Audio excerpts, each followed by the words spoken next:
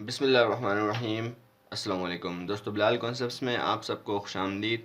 आज हम बात करेंगे पोस्ट मॉडर्निज़म के बारे में। इसमें हम सबसे पहले इसका इंट्रोडक्शन देखते हैं। ये आपका जो आईआर के अंदर ये थ्योरी है, ये असल में ये सोशल थ्योरी है। ठीक है, ठीक है, ये एक सोशल थ्योरी है। ठीक है, सोशोलॉजी के हिसाब से, सोशोलॉजी के अंदर।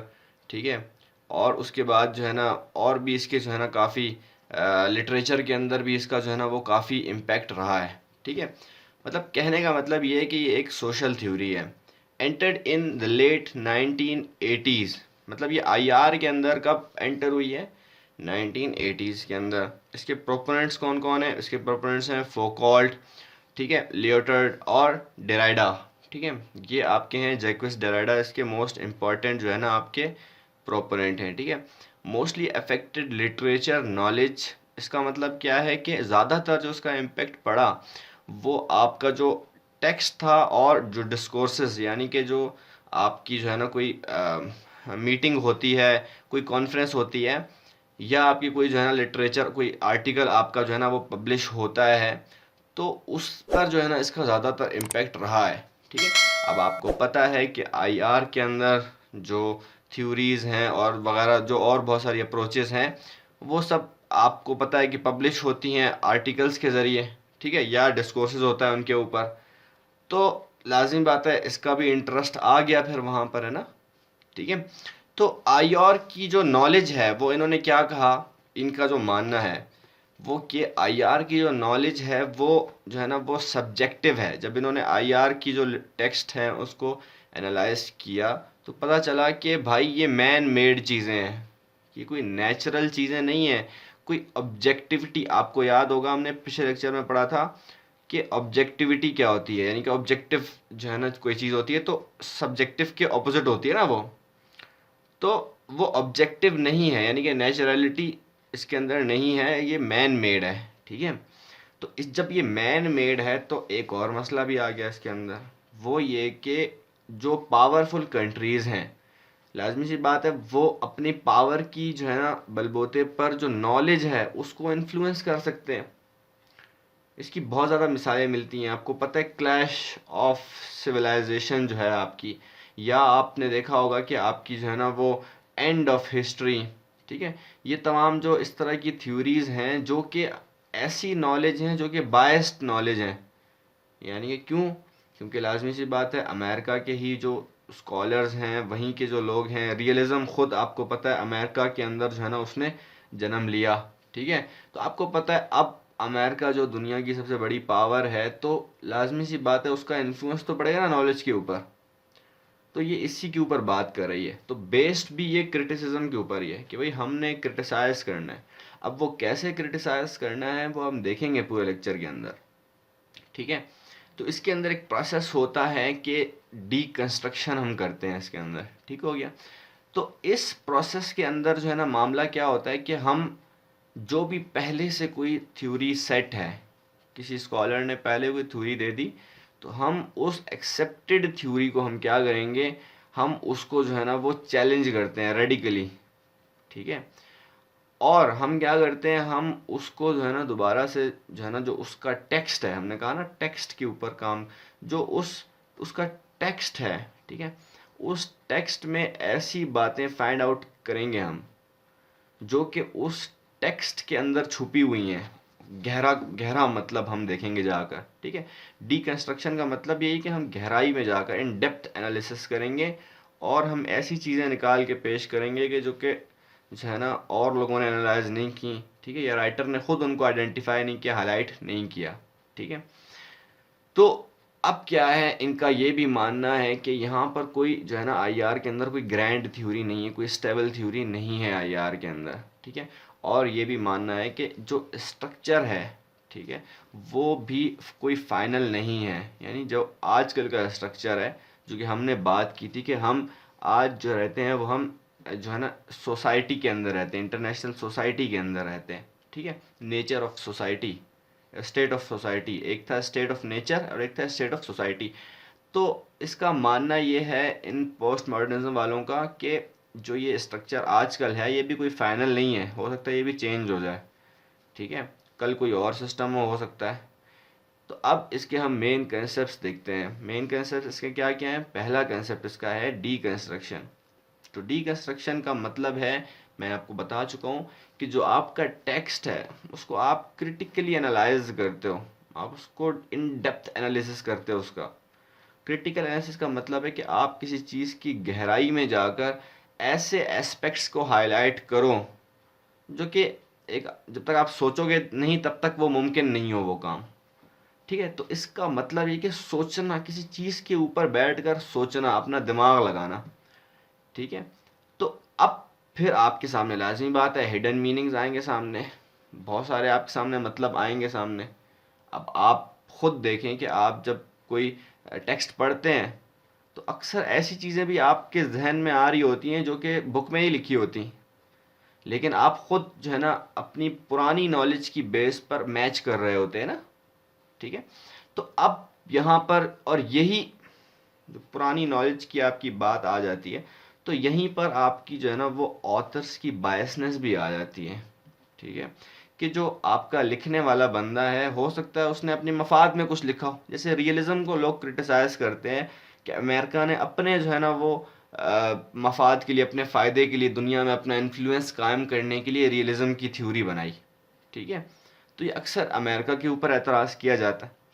अब क्या है जो है ना, इसके अंदर हम क्या करते हैं, रिकंस्ट्रक्शन इन एन इंटेलेक्चुअल वे।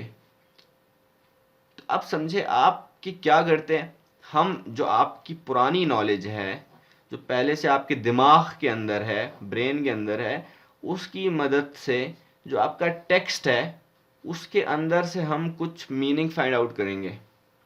ठीक है ना, मिसाल के तौर पर इस टेक्स्ट में लिखा हुआ है कि भाई जो है ना वो पाकिस्तान की जो इकोनॉमी है, ठीक है, वो जो है ना वो कमज़ोर है, गिर गई है, नीचे गिर गई है। ठीक है, तो अब इस जो इकोनॉमी गिर गई है, हम अपने दिमाग की मदद से इस जो है ना वो गिरी हुई इकोनॉमी का पॉलिटिकल इम्पैक्ट हम देखेंगे कि भाई जो इकनॉमी आपकी पाकिस्तान की गिर गई है उसकी वजह से आपको इंटरनेशनल अटेंशन नहीं मिलेगी।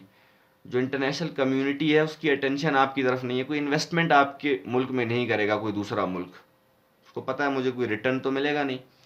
तो ये एक इम्पैक्ट आपने अपने दिमाग में आपने बनाया है, तो ये ठीक बात जो आपने बनाई, लेकिन इसके लिए आपको इस टैक्स की मदद भी लेनी पड़ी। तो ये आपने क्या किया, आपने रिकंस्ट्रक्ट कर दिया एक इंटेलेक्चुअल वे में। और भी इसके अंदर भी, तो मैंने आपको एक छोटी सी मिसाल दी है, इसके अंदर और कई ज़्यादा चीज़ें आ सकती हैं, एक बहुत गहरी बात है। ठीक है, इसका बहुत, जब आप टेक्स्ट पढ़ते हो तो फिर बहुत कुछ होता है ना, फिर तो आप खुद पढ़ के देख लेंगे क्या होता है, तो आप उसको फिर डिकंस्ट्रक्ट कर सकते हैं। वो हर बंदे की अंदर एक एबिलिटी होती है। ठीक है ना, तो अब हम क्या देखते हैं, अगला जो इसका कॉन्सेप्ट है वो है नो ऑब्जेक्टिविटी, या ये कह लें आप कि यहाँ पे कोई ऑब्जेक्टिव ट्रुथ नहीं है। ये तो मैंने इंट्रोडक्शन में ही आपको ये बात बता दी कि जो है ना कोई ट्रुथ नहीं है, कोई ऑब्जेक्टिविटी नहीं है, सब्जेक्टिविटी है। वो अगला पॉइंट है हमारा, लाजमी बात है। अब नो ऑब्जेक्टिविटी का क्यों है, क्यों ऐसा क्यों है कि कोई ऑब्जेक्टिविटी नहीं है? ठीक है, इसका मतलब ये है कि जो आपके जो स्कॉलर्स हैं वो अपना जो उनका कॉन्सेप्ट है, उनके अंदर जो उनकी अपनी नॉलेज है, ठीक है, उसकी बेस पर उन्होंने क्या किया है ना, अपने एक ऐसे कॉन्सेप्ट्स बनाए हैं, ठीक है, जो कि एक किस्म के प्रिजन्स हैं, एक किस्म के जेल हैं। ऐसे कॉन्सेप्ट्स पेश, मिसाल के तौर पर मैं आपको दूं, रियलिज्म वालों ने ऐसी बात की कि भाई इंसान की नेचर क्या है, इंसान की नेचर ही, उसके अंदर ही सेल्फिशनेस है। तो ये बात करके उन्होंने, देखें आप, इसी, ये जो बात है ये एक ऑब्जेक्टिव प्रिंसिपल है कि इसके अंदर आप देखते हैं कि जो है ना वो नेचर की बात आ जाती है। ठीक है, तो अब क्या किया है उसने, इन्होंने कहा है कि नेचर कुछ भी नहीं है, और इन्होंने जो है ना ये समझा है कि भाई नेचर भी कोई ऐसी चीज़ है, और उस नेचर को अपना प्रिजन बना लिया उन्होंने। उस नेचर के जो प्रिंसिपल्स हैं, जिसमें नॉर्म्स हैं, जो कुछ भी है, वो एक प्रिजन है। ख्वाह ये तो आप सिर्फ रियलिज्म को ही नहीं, लिबरलिज्म को भी डंडा कर सकते हैं इस पोस्ट मॉडर्निज्म की थ्योरी के तहत।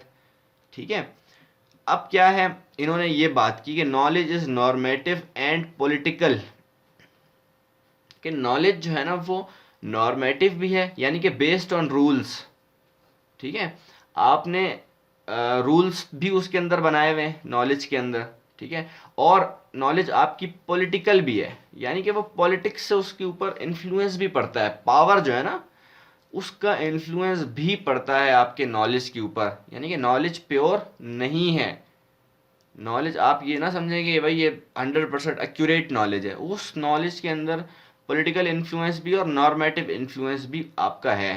ठीक है, और जो आपका कॉग्निटिव फैक्टर है वो भी है इसके अंदर, लेकिन सिर्फ कॉग्निटिव फैक्टर नहीं है। ठीक है ना, कॉग्निटिव फैक्टर का यही मतलब है कि यानी कि आप जो है ना सोच विचार करते हो ना आप किसी चीज़ के ऊपर। तो अब जो हमने बात की थी कि जो नॉलेज है आपकी, ठीक है, वो उसके ऊपर आपका जो है ना जो पॉलिटिक्स है उसका भी इम्पेक्ट पड़ता है।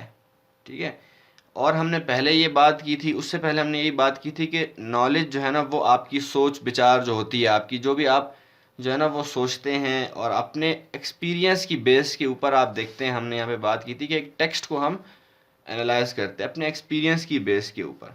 ठीक है, तो इन्होंने ये कहा कि सिर्फ एक्सपीरियंस ही नहीं, जब और लोग एनालाइज करते हैं तो क्या करते हैं वो जो है ना वो पॉलिटिकल जो है ना वो सोच भी रखते हैं, अपनी एक पॉलिटिकल थॉट भी होती है उनकी। ठीक है, तब वो फिर एक जो है ना जो आपकी नॉलेज है उसके ऊपर इम्पेक्ट पड़ जाता है ऑब्जेक्टिविटी ना होने की वजह से। क्योंकि लाजमी बात है ऑब्जेक्टिविटी तब होगी ना जब आप उसको प्योर रहने देंगे। अब ऑब्जेक्टिविटी नहीं है, अब क्या है, अब सब्जेक्टिविटी है। ठीक है, तो इसमें क्या है, सब्जेक्टिविटी के अंदर क्या है, इसके अंदर ये बात करते हैं कि एक्सपेंडिंग नॉलेज का कोई मतलब नहीं है, कोई एक्सपेंड नहीं करती नॉलेज। मतलब कि आपने देखे हुए हैं, आपने देखा है कि आपके जो इल्यूजन्स हैं वो आपका बिलीफ सेट करते हैं। कुछ आपके जो बिलीफ्स ऐसे होते हैं जिसके अंदर आप देखते हैं कि आप उनको तोड़ने के लिए तैयार नहीं होते हैं। मैं आपको एक मिसाल देता हूँ कि आप जो है ना वो इस्लाम की बात अगर करें तो इस्लाम अब क्या है, वो कंप्लीट हो गया है। ठीक है, अब उसके अंदर ये तो नहीं है कि आप उसके अंदर कोई नॉलेज एक्सपेंड हो रही हो आपकी, बस जितनी है उतनी। हाँ, ये हो सकता है कि आप जो है ना वो अपनी जो है ना एक जो है ना थिंकिंग से, अपनी जो है ना वो एनालॉजी से कोई चीज़ जो है ना वो अखज़ करो, लेकिन ऑल दो उसके ऊपर आपका इख्तलाफ हो सकता है, लोग इख्तलाफ उसके ऊपर कर सकते हैं। लेकिन यहाँ पर क्या मामला है, समझने की बात यह है कि अब जो इस्लाम है उसने हमारे गिर्द एक बाउंड्री लगा दी है। ठीक है, तो अब क्या है, ठीक है, उस बाउंड्री से बाहर हम नहीं जा सकते। ठीक है, उस बाउंड्री से बाहर हम सोच नहीं सकते। तो इनकी भी ये भी यही बात करते हैं कि उस बाउंड्री से बाहर हम सोच नहीं सकते। तो वो जो हमने बात की ना, मज़हब की बात हमने सिर्फ इसलिए की ताकि आपको समझ में आए कि मज़हब का भी देखें इम्पैक्ट जो है ना वो आपकी जो है ना उसके ऊपर पड़ रहा है, ज़िंदगी के ऊपर, सोच के ऊपर, आईआर के ऊपर आपका पड़ रहा है मज़हब का भी। तो इससे क्या होता है कि आपका जो भी तो जो है ना वो चीज़ होती है, दो मतलब याद रखें सब्जेक्टिविटी के, एक तो नॉलेज एक्सपैंड नहीं कर रही, दूसरा मतलब ये है कि जो भी आपकी चीज़ है, जिस भी चीज़ के अंदर ह्यूमन बीइंग्स इन्वॉल्व होंगे, वो चीज़ आपकी जो है ना वो सब्जेक्टिव होगी। इसका मतलब ये है कि वो म्यूटेबल होगी, वो आपका जो है ना वो चेंज हो सकती है। ठीक है, उसके अंदर तब्दीली आ सकती है बहरहाल, लेकिन वो एक्सपैंड नहीं कर सकती है, ये बात आपने समझनी है। ठीक है, इसकी एक मिसाल ये दें कि जो दायरा है ना, ये दायरा आप ऐसे भी हो सकता है, ठीक है, और ऐसे भी हो सकता है, लेकिन ये जो इसका जो है ना जो मास है, जो इसका वेट है, उससे ज़्यादा ये नहीं हो सकता। ठीक है, तो ये है सब्जेक्टिविटी का मतलब। अब क्या है, एक्सपीरियंस इज प्योर, इसका जो है ना एक्सपीरियंस इज एवरीथिंग, इनका अगला पॉइंट है। तो एक्सपीरियंस हमारा जो है ना वो प्योर होता है, वो अनबायस्ड होता है। इसका आप यही मतलब समझ लें कि अपना जो हम अपने बारे में अगर कोई फैसला कर रहे हैं तो वो फिर हम जो है ना वो ठीक करते हैं, वो हम अनबायस होकर फिर करते हैं। लेकिन दूसरों के लिए जब हम कोई बात करते हैं तो उसमें हमारी अपनी बायसनेस आ जाती है। तो यही बात है कि एक्सपीरियंस आपका अपना जो है ना वो एवरीथिंग है। तो एक्सपीरियंस से ही आपका जो बिहेवियर है, जो भी आपके इंटरनेशनल एरिना में आपके जो पॉलिटिकल एक्टर्स हैं, जैसे कि आपके स्टेट्स हैं, गवर्नमेंट्स हैं, वो आपका जो है ना जो बिहेव करती हैं इंटरनेशनल एरिना में, जो उनके रिलेशंस हैं, जिस तरह से वो एक्ट करती हैं या रिएक्ट करती हैं, उसके पीछे उनका एक्सपीरियंस होता है। ठीक है, तो ये एक्सपीरियंस वो चीज़ है जिसके ऊपर लोग बात करते हैं कि एक्सपीरियंस में जो है ना वो सारी चीज़ें हैं। अब देखें यहाँ पे आप गौर करें, ठीक है, यहाँ पे गौर ये करें कि रियलिज्म और लिबरलिज्म वाले क्या कहते हैं और नियो रियलिज्म वाले क्या कहते हैं, कि आपका जो बिहेवियर है, वो कुछ लोग ये कहते हैं कि आपका जो नेशनल इंटरेस्ट होता है वो आपका जो है ना वो बिहेवियर को शेप करता है। ठीक है, और कुछ लोग आपका कहते हैं कि जो आपकी जो है ना वो एनार्की है, जैसे कि न्यू रियलिज्म वाले कहते हैं कि आपकी जो एनार्की है वो आपके जो है ना बिहेवियर को शेप करती है। लेकिन ये लोग क्या कह रहे हैं कि एक्सपीरियंस आपके बिहेवियर को शेप करता है। ठीक है, ये फ़र्क आपने समझ लिया यहाँ पर। अब आगे आप देखते हैं कि अगला पॉइंट इसका है कि पावर एंड नॉलेज रिलेशनशिप, मतलब नॉलेज और पावर का क्या रिलेशनशिप है बीच में। तो ये आप बात पहले भी समझ चुके हैं कि नॉलेज के अंदर बायसनेस है। वो कैसे कि knowledge is the idea of the powerful state. अब जो पावरफुल स्टेट्स हैं उनका एक आइडिया है नॉलेज। ठीक है, और पावर एक ट्रुथ भी है, ये बात आपने समझनी है कि power is truth, knowledge is the part of history and history does not have truth. कि पावर जो है ना उसके वो तो सच्ची बात है, ठीक है, वो तो रियल एक ओरिजिनल रियलिटी है, लेकिन जो हिस्ट्री है हमारी उसके अंदर सच्चाई नहीं है। लिहाजा नॉलेज ठीक नहीं है, पावर तो ठीक है रियलिटी है, लेकिन नॉलेज के अंदर रियलिटी नहीं है। ठीक है, क्योंकि हिस्ट्री को जो आप खुद देखें ना, आप खुद जो है ना अपने दिमाग में गौर करें कि एक जो है ना हमारी इंडिया और पाकिस्तान की एक जंग होती है। ठीक है, मान ले 1965 की जो वॉर है उसमें आप देखें ना, इंडिया कहता है कि भाई हम जीते, हमने मारा पाकिस्तान को, पाकिस्तान कहता है हम जीते। ठीक है, तो दोनों का अपना अपना वर्जन होता है हिस्ट्री का। आप देखें ना, हिस्ट्री के अंदर भी हर बंदे का, हर किसी का अपना एक वर्जन होता है। ठीक है ना, जिस भी स्टेट का बंदा हिस्ट्री लिखेगा उसका अपना एक वर्जन होगा। तो इस तरह से हिस्ट्री के अंदर क्या आती है, बायसनेस आती है, पॉलिटिकल इम्पैक्ट आता है। ठीक हो गया। अब क्या है, हम क्या करते हैं, हम अब जो और थ्योरीज हैं उनको हम डिकंस्ट्रक्ट करने की कोशिश करते हैं, हम जानने की कोशिश करते हैं कि और थ्योरीज को हम जो डिकंस्ट्रक्ट करेंगे उनमें क्या क्या चीज़ें निकल सकती हैं। तो पहले लिबरलिज्म को देखते हैं। लिबरलिज्म कहता है, जैसे कि आपका जिसके अंदर बहुत जो है ना मशहूर आपके स्कॉलर हैं इमैनुअल कांट। ठीक है, ये कांट आपने याद रखना लफ्ज़। ये जो है ना इनका मानना ये कि नॉलेज जो है ना आपकी, वो आपकी एनलाइटनमेंट है। यानी कि आप खुद देखें ना, नॉलेज से आपका क्या आता है, शऊर। एनलाइटनमेंट का क्या मतलब है, शऊर। ठीक है, तो नॉलेज से आपके शऊर आता है लोगों के अंदर। ठीक है, इसको आप क्रिटिसाइज करते हैं कौन, आपके यही पोस्ट मॉडर्निज्म वाले, कि knowledge is instilled by powerful. ठीक है, तो आपकी तरक्की कैसे हो सकती है, नॉलेज। अगर कैपिटलिज्म देखें आप ना, एक बड़ा एक मिसाल दूं आपको मैं, कैपिटलिज्म, लिबरलिज्म कहता है कैपिटलिज्म होना चाहिए ना, इकोनॉमिक फ्रीडम होनी चाहिए, डोमेस्टिक मार्केट में भी और इंटरनेशनल मार्केट के अंदर भी फ्री ट्रेड होना चाहिए, फ्री हैंड होना चाहिए। ये है इकोनॉमिक लिबरलिज्म, जो कि हम बात करेंगे बाद में जाके। ठीक है ना, अभी हमने जो आइडियलिज्म की थ्योरी हमने डिस्कस की थी उसका हमने इकोनॉमिक एस्पेक्ट जो है ना डिस्कस नहीं किया था, वो इकोनॉमिक एस्पेक्ट हम डिस्कस करेंगे। तो मैं एक मिसाल दे रहा हूँ आपको कि जो है ना आप देखेंगे कि उसके अंदर जो कैपिटलिज्म है, तो लाजमी बात है उसको सपोर्ट किया गया ना पॉलिटिकली। आपने यूएस हिस्ट्री पढ़ी है तो आपको पता है कैपिटलिज्म को किस तरह से ज़बरदस्ती जो है ना दुनिया के अंदर इंस्टिल किया गया है, ज़बरदस्ती जो है ना वो आपको जो है ना वो घुसाया गया है उसके अंदर। तो क्लैश ऑफ सिविलाइजेशन और एंड ऑफ हिस्ट्री बड़ी मिसालें मैं आपको दे चुका हूँ इसकी। ठीक है, और कैपिटलिज्म भी आपकी एक मिसाल आ गई, और बहुत सारी चीज़ें आप कर सकते हैं। ये जो इंस्टीट्यूशंस हैं, लिबरलिज्म बात करता है ना कि इंस्टीट्यूशंस बनाई जाएं, इंटरनेशनल ऑर्गेनाइजेशंस बनाई जाएं, तो उसमें भी तो आप बात कर सकते हैं कि भाई उसके अंदर भी तो P5 की हेजेमनी है। ठीक है, और P5 में भी सबसे ज़्यादा जो सुपर पावर है उसका तो फिर अपना ही एक रोल है ना। तो ये आप देखें, उनको अलग जो है ना, आपको जो है ना वो हासिल है, उनको फैसिलिटीज़ P5 को अलग जो है ना हासिल है, हमें नहीं है हासिल। आम जो कंट्री है उसको कोई फैसिलिटी नहीं मिलती। तो अब हम देखते हैं कि जो हमारा जो रियलिज्म है वो क्या कहता है। रियलिज्म कहता है कि पावर इज़ एवरीथिंग। ठीक है, तो इस बात को अब हम जो है ना वो, अच्छा, रियलिज्म फिर ये भी क्लेम करता है कि desire to prevail over others is a meta narrative.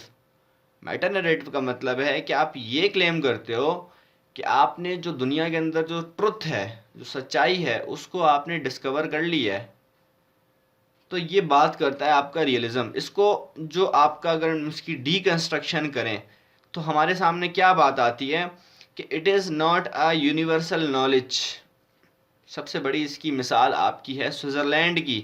Switzerland, आप देखते हैं कि दुनिया में इतनी बड़ी बड़ी लड़ाइयाँ हुई लेकिन स्विट्ज़रलैंड ने किसी का भी साथ नहीं दिया। कोल्ड वॉर में भी स्विट्ज़रलैंड ने जो है ना वो ना आपका रशिया का साथ दिया ना अमेरिका का साथ दिया। तो ये एक यूनिवर्सल नॉलेज नहीं है। ठीक है, और ये ससेप्टेबल टू डिकंस्ट्रक्शन है, यानी कि इसको मज़ीद भी डिकंस्ट्रक्ट किया जा सकता है। ये तो एक बात चलो हमने फाइंड आउट कर ली ना कि ये यूनिवर्सल नॉलेज नहीं है। इसके अंदर आप खुद देखें कि आप दुनिया के अंदर ट्रेड भी होता है। ठीक है ना, बहुत से मुल्क ऐसे हैं जो पावर नहीं लेना चाहते, पावर हासिल नहीं करना चाहते। ठीक है, बहुत सारे मुल्कों ने, आप देखेंगे कि हम आगे बात करेंगे कि बहुत सारे मुल्कों ने न्यूक्लियर वेपन्स बनाकर फिर जो है ना वो डिस्ट्रॉय कर दिए। तो ये क्यों? अगर आप कहते हैं ना पावर इज एवरीथिंग, तो फिर आप देखें ना क्रिटिसाइज हो रहा है ना उसके ऊपर। अब आगे देखते हैं हम। अब हम देखते हैं कि नियो लिबरलिज्म को कैसे हम जो है ना वो डिकंस्ट्रक्ट करते हैं। न्यूलिज्म कहते हैं कि institutions and regimes are necessary for cooperation and peace. तो हम क्या कहते हैं कि institutions can also be biased. क्यों? क्योंकि इंस्टीट्यूशन, आपको पता है जब नॉलेज बायस्ड है, नॉलेज जिस तरह से नॉलेज के ऊपर इम्पैक्ट है आपका पावरफुल का, उस तरह से आपका जो है ना इंस्टीट्यूशंस के ऊपर भी पावरफुल जो कंट्रीज़ हैं उनका कंट्रोल होता है। ठीक है, आप देखते हैं कि ग्लोबलाइजेशन, सोवरेंटी और डेमोक्रेसी आर हाईली इनकॉम्पिटेबल। ये जो इसके अंदर जो तनासब नहीं है इन चीज़ों के अंदर। ठीक है, पहले आप सोवरेंटी की बात करते हो, फिर आप ग्लोबलाइजेशन की भी बात करते हो कि भाई ग्लोबलाइजेशन जो है ना वो आप कैसे करोगे। जब आप सोवरेंटी की बात करते हो फिर ग्लोबलाइजेशन हो नहीं सकती। आप जो है ना वो कनेक्ट नहीं कर सकते ना। सोवरेंटी और दुनिया के साथ जुड़ के रहना, इसमें फ़र्क आ जाता है फिर। ठीक है, फिर डेमोक्रेसी, डेमोक्रेसी की बात आप कर रहे हो, जमहूरियत की आप बात कर रहे हो। ठीक है, फिर आप सोवरेंटी की भी बात करते हो। तो ये चीज़ें जो है ना वो कॉम्पिटिबल नहीं है, आपस में मेल नहीं इनका कोई। ये क्रिटिसाइज किया हमने, डीकंस्ट्रक्ट किया और क्रिटिसाइज किया। ठीक है, नियो रियलिज्म, न्यू रियलिज्म कहता है कि एनार्की इज़ अ फैक्ट। ठीक है, ये भी यही बात करता है कि एनार्की, ऑब्जेक्टिविटी की बात की थी हमने कि ऑब्जेक्टिव प्रिंसिपल, जो डिकंस्ट्रक्शन है, जो आपका पोस्ट मॉडर्निज्म है, वो कहता है कि ऑब्जेक्टिविटी कोई नहीं है, सब्जेक्टिविटी है। तो एनार्की इज़ अ फैक्ट, ये कहते हैं एनार्की जो है ना वो है फैक्ट है। लेकिन ऑब्जेक्टिविटी का मतलब ये है कि जो नेचुरल हो और चेंज ना हो सके। सब्जेक्टिव का मतलब है कि जो नेचुरल ना हो और चेंज भी हो सके। ठीक है, it is an intellectual prison. Criticise किया हमने कि ये एक प्रिजन है, इंटेलेक्चुअल प्रिजन आपने खुद बनाया है। Transnational actors create interdependency followed by treaties law. तो मतलब लॉ का भी एस्पेक्ट आ गया इसके अंदर और इंटरडिपेंडेंसी का भी एस्पेक्ट आ गया। यानी कि आपकी जो लॉ का एस्पेक्ट है, और ये लॉ क्यों है भाई, आप कहते हो ना हमारे जो कंट्रीज हैं उनके ऊपर कोई गवर्नमेंट नहीं है, तो हम कहते हैं गवर्नमेंट तो नहीं है लेकिन लॉ तो है ना। अगर आप लॉ को फॉलो, ये बंदा लॉ को फॉलो नहीं करता, तो ये और ये हम सब मिल के इस बंदे के ऊपर अटैक करेंगे। ठीक हो गया, तो ये तो आप कर सकते हो ना। ठीक है, तो ये एनार्की को आप अल्टीमेटली चैलेंज करते हैं, एनार्की को ख़त्म करते हैं आप। ठीक है, फिर आपका मॉडर्निज्म की बात करते हैं कि knowledge can expand and improve leading to continuous progress of the world. तो मॉडर्निज्म वाले कहते हैं कि जैसे कि आपको पता है लिबरलिज्म वालों ने भी बात की थी, ये इन्होंने भी बात की थी जो है ना ये इसने पोस्ट मॉडर्निज्म वालों ने, कि नॉलेज इज़ नॉट एक्सपेंडिंग। ठीक है, नो नॉलेज एक्सपेंडिंग। ठीक है, तो ये देखें आपस में टकरा रही है बात। तो ये लोग ये बात करते हैं कि जो मॉडर्निज्म वाले हैं वो कहते हैं इसकी दलील ये है कि आप देखते हैं कंटिन्यूस प्रोग्रेस हुआ है वर्ल्ड के अंदर, तो इसका मतलब नॉलेज एक्सपेंड हो रही है ना। ठीक है, बात तो सही है ना उनकी भी। तो ये लोग क्या कहते हैं क्रिटिसाइज करने के लिए, ये लोग क्या कहते हैं कि expanding knowledge is is human effort to control the society और द वर्ल्ड। ये एक हमारी एक कोशिश है सिर्फ कि हम नॉलेज को एक्सपेंड कर रहे हैं ताकि हम जो है ना वो दुनिया के ऊपर कंट्रोल बना सकें। इसके अंदर भी पावरफुल का एलिमेंट आ ही जाएगा, अल्टीमेटली आ जाएगा, हर चीज़ के अंदर आ ही जाता है। ठीक है, तो हमने वो बात कर ली थी शुरू में कि नॉलेज एंड पावर का जो वो है, तो वो भी इसका एक कॉन्सेप्ट था। अब क्या है कि expanding knowledge is a human effort to control the society और द वर्ल्ड। ठीक है, तो ये काम क्या कौन करेगा, ये काम आपका जो है ना वो पावरफुल ही करेगा। अब आप देखते हैं कि नॉलेज को एक्सपेंड किया किसने ज़्यादा, वो पावरफुल कंट्रीज ने किया है, हमने थोड़ी किया है। ठीक है, तो ये कोशिश की है ना उन्होंने, और ये कोशिश क्यों की है उन्होंने, ताकि आप कंट्रोल हासिल कर सको वर्ल्ड के ऊपर। तो जब इस तरह की आप कोशिश करते हो, इस तरह की नॉलेज बनाते हो आप, तो वो नॉलेज आप जो पुरानी नॉलेज होती है उसी के अंदर आप जो है ना वो तब्दीली करके आप बनाते हो। कोई नई चीज़ नहीं होती उसके अंदर, जो चीज़ पहले से है उसी को आपने क्या किया, डिस्कवर किया है सिर्फ। मिसाल मैं आपको दूं एक, कि जो आप देखते हैं ना कि ये दुनिया है, ठीक है, वर्ल्ड है, इसके गिर्द आप देखते हैं मैग्नेटिक फील्ड्स हैं। ठीक है, ये कुछ मैग्नेटिक फील्ड्स हैं इसके गिर्द। अब क्या है, आप कहते हैं नॉलेज एक्सपेंड कर रही है, हमें इसके बारे में पता चल गया कि नॉलेज एक्सपेंड हो रही है, लेकिन ये लोग कहते हैं, ये लोग जो कहते हैं जो पोस्ट मॉडर्निज्म वाले हैं वो कहते हैं कि नहीं, नॉलेज जो है ना वो एक्सपेंड नहीं किया, नॉलेज पहले से था यहाँ पर, आपको भी पता चला है। ठीक हो गया, अभी आपको फर्क समझ में आया, आपको भी पता चला है, और आपको जो पता चला है ना, तो वो आपने, अब आप इसको इस्तेमाल करोगे। अब जो आपको ये पता चला है ना, तो अब आप इसको अपने पावर के लिए, अपनी जो ना दुनिया को अचीव करने के लिए आप इस्तेमाल करोगे इस नॉलेज को जो आपने डिस्कवर की है, ना कि आपने जो है ना कोई एक्सपेंड की है। ठीक हो गया, तो ये जो है ना हमारा पोस्ट मॉडर्निज्म की जो थ्योरी है वो यहाँ पर हमारी ख़त्म होती है। उम्मीद करता हूँ आप लोगों को ये वीडियो समझ में आई होगी, पसंद आई होगी। अगर जो है ना आपको ये वीडियो पसंद आती है तो हमारी इस वीडियो को लाइक करें, शेयर करें अपने दोस्तों के साथ, और कमेंट्स में अपना फीडबैक ज़रूर दिया करें। ये काम लाजमी करना है आप लोगों ने। तो फिर चैनल को भी सब्सक्राइब करना बिल्कुल भी ना भूलें, और बेल आइकन पर क्लिक करके आने वाली वीडियोज़ की नोटिफिकेशन को ज़रूर इनेबल कर लें। मैं मिलता हूँ अगली वीडियो में, तब तक के लिए टेक केयर, अल्लाह निगहबान।